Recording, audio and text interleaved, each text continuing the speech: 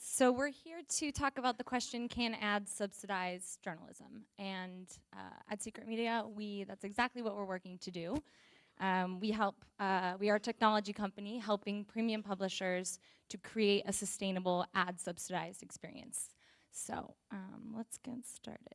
So we not only believe that ads can support journalism, but we think they should for a number of reasons. First of all, today, the ad model means that users don't have to whip out a credit card every time they visit a site, which is would be a headache. I think most of us can agree, so we're blessed that we don't have to do that thanks to ads.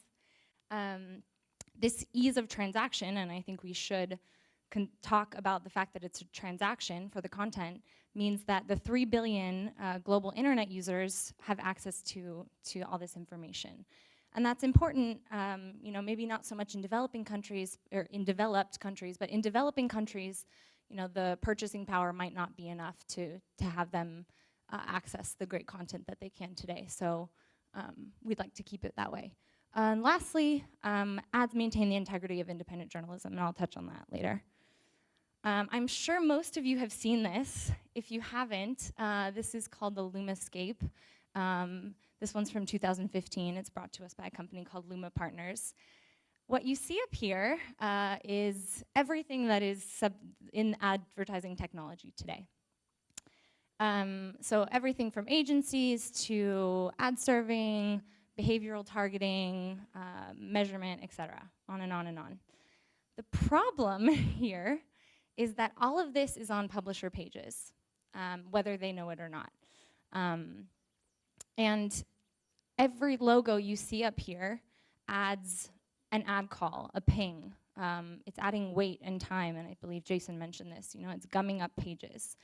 And not only is it gumming up pages, but it's opening the door to some pretty serious issues.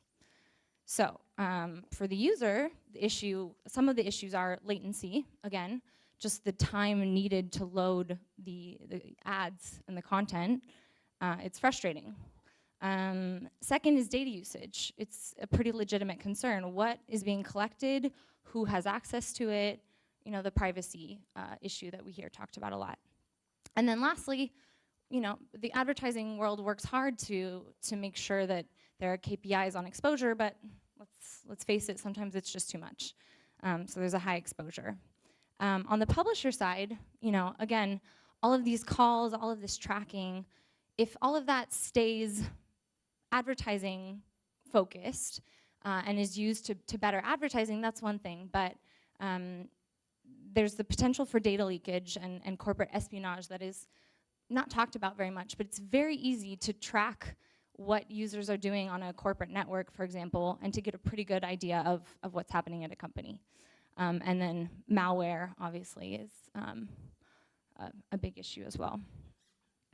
So at Secret Media, we did a little research. We crawled the top 100 websites around the world, and we wanted to measure what was happening with the content and the ads.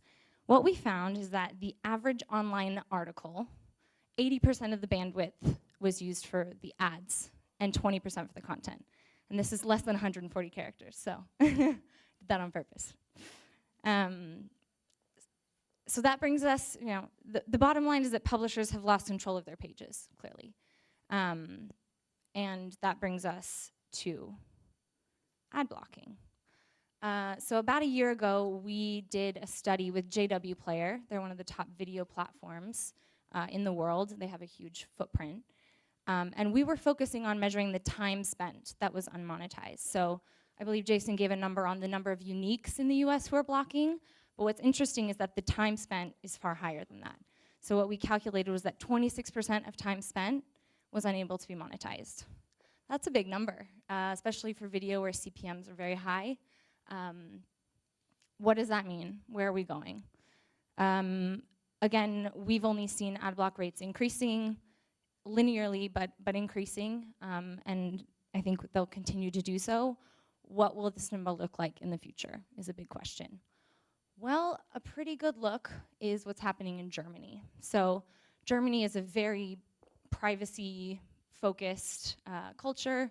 They're very averse to to what they see as an invasion of their privacy that comes with all the tracking around ads. It's where AdBlock Plus was formed, and generally the market for ad blocking in Europe and Germany especially is about 2 years ahead of the US. So that's a pretty good look at, if we project ourselves in the future, this is a great look at the numbers we could be looking at. So how do we restore this virtuous cycle? I believe it is a virtuous cycle. I think we get back to the value that all of these three actors are getting from digital advertising and advertising generally. You know, the point and why an advertiser pays a publisher in the first place is to reach people. And they want to reach people in a positive way. They're not paying for a poor context. They're paying for a quality context. So I think today, when we think of the user perspective, you know, how many people would love no ads? Okay, I see a few hands. I think most of us have felt like this before, right? Yeah, if we could have a world with no ads, that'd be great. But that being said, how many of us have seen an ad that informed us and entertained us? Hands? I see a few. Yeah. Ads can also be informative, and that's the point, right? The advertiser is not seeking to annoy us. They're seeking to, you know, tickle us, inform us, entertain us.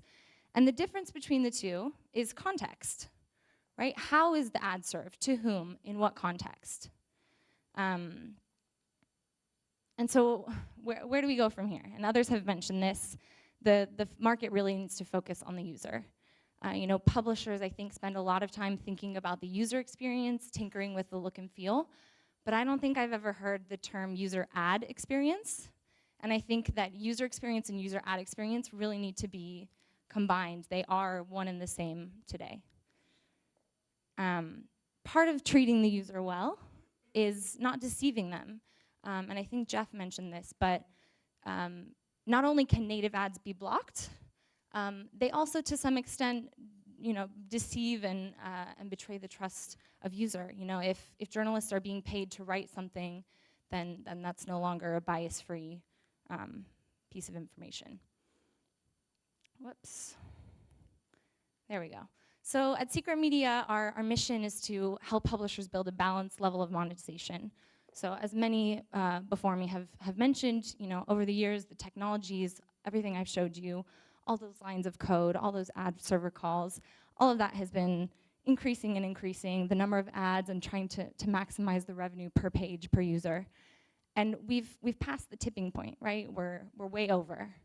And the idea at Secret Media is that we allow a publisher to rebuild this equilibrium. And this equilibrium isn't new, right? If we think back to print journalism, which I don't really remember, but my parents told me about. You know, those full-page spreads filled with ads didn't work. They were thrown into the trash or used on moving day, right, to pack the china. So the overexposure to advertising not working, it's an old story. It was true of print, and it's true today. So our goal is to recreate this virtuous cycle, allow publishers to maintain their revenues, but to do so with a focus on the user. And actually, I liked the slide that Jason put up that showed all of the calls and all of the actors on any given page. You know, he mentioned that users didn't mean to do that or didn't realize all that was happening. I would go so far as to say that most publishers don't either. And they don't realize everything that's being loaded on their pages. And so our goal as a company is to give publishers the tools to see what's going on their pages and to curate the ad experience that they want to give their users so that it really is a sustainable ad experience. Yep, I'll leave you with this last slide. This is our bet, that we can decrease the ads by a factor of 10 but maintain the value. Thank you.